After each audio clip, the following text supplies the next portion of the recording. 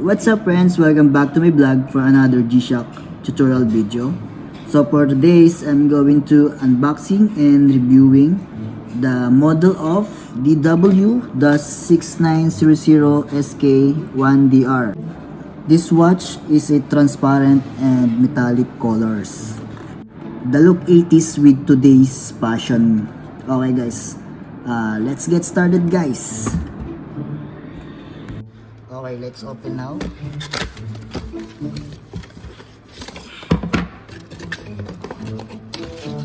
So this is the warranty card. International warranty regulation. Then this is the watch guys. Oops.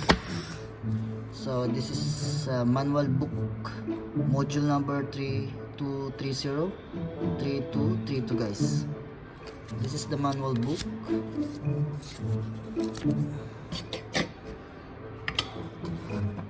And this is our watch guys.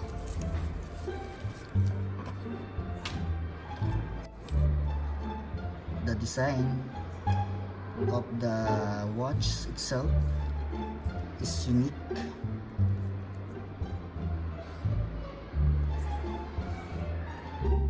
Okay, specification: case bezel material, resin band, shock resistant, mineral glass, and 200 meters water resistance.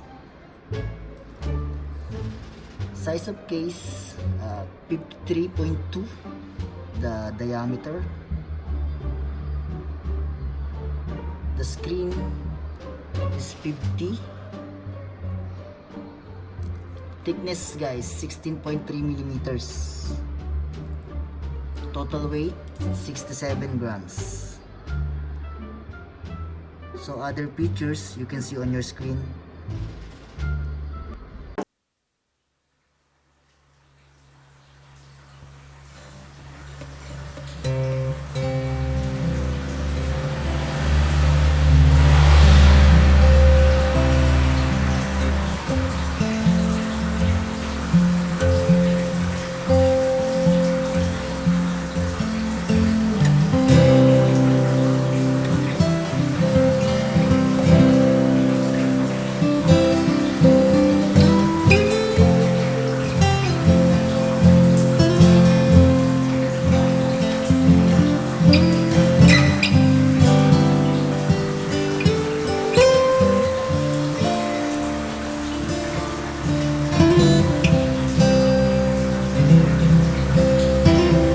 Okay, let's take a look at back of the case.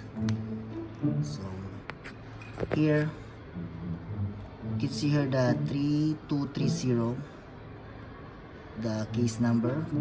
Model is DW-6900SK, stainless steel back, made in China. So water resist 20 bar, 200 meters water resistant. Shock resist, shock absorbing structure. So at the back it has 4 screws. So the buckle of the watch is stainless steel. The loop is resin.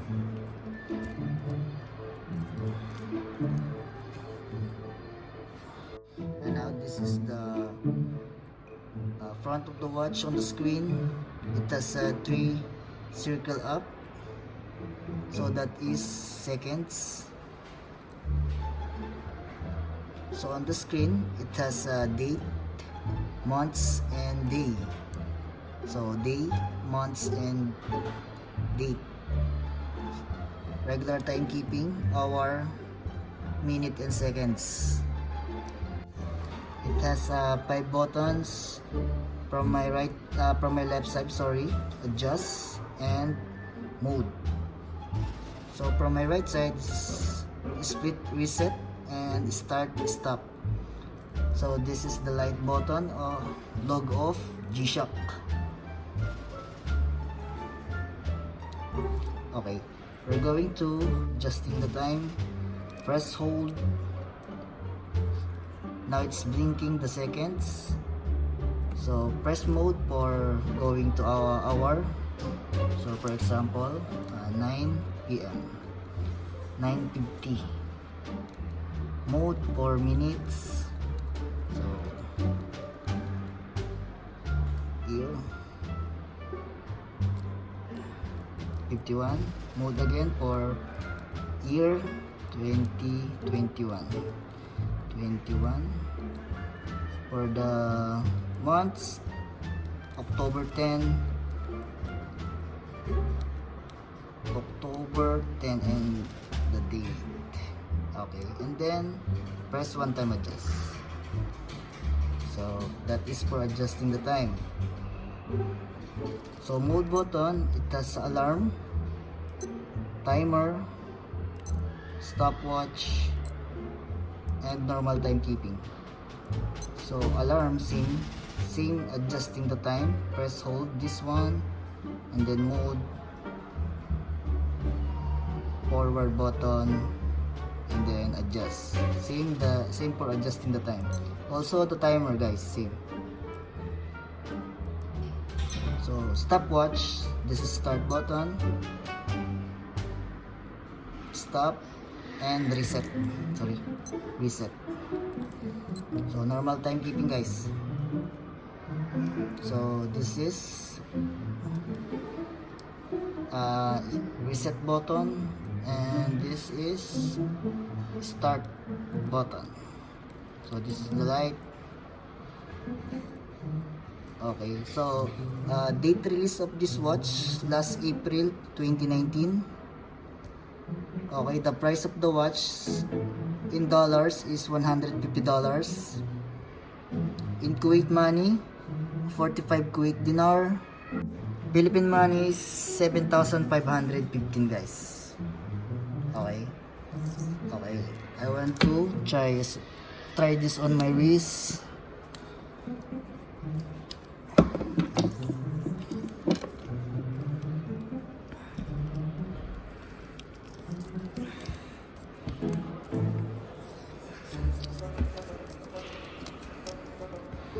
So this is the watch, guys.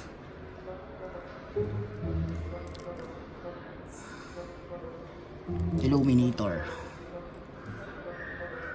Yeah, good chip then, good chip. Okay guys, so we accomplished one video for today. So thank you so much for watching, and please like, share, and subscribe, and click the bell button for more updates, and see you on my next vlog, guys. Peace.